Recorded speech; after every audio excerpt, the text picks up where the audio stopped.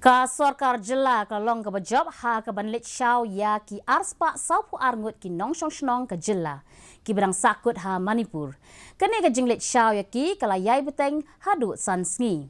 I nong ai ktien jong ka Sorkar i Dr. Amperin Lingdo i loong bala let shaw ya ki da ka mon sngov ha bat i ki Nongshong Shnong la ai ru ya ka rai bakin jit laki kwa ne ban register. Ka Sorkar Jylla kala pelat ru ia u helpline number na kebenta ki pajba. Nalor ki kena pulih ki wei ki riu pok mat ki kentup ia unong bishar bala syong thaj ki katu kat ni ki nong yele kai sport bat ki bahayeng hasem jong ki kena pulih ki barang sakut ha Manipur.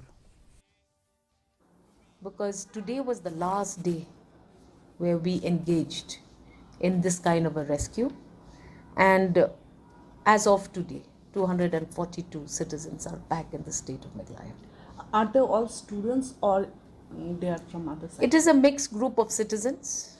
Some of them were postgraduate students, some of them were undergrad MBBS students, some of them were postgraduate and MPhil and PhD students in Manipur University, some of them were family members of students who were there, who had gone to visit, and this unfortunate law and order situation broke out in the state of Manipur.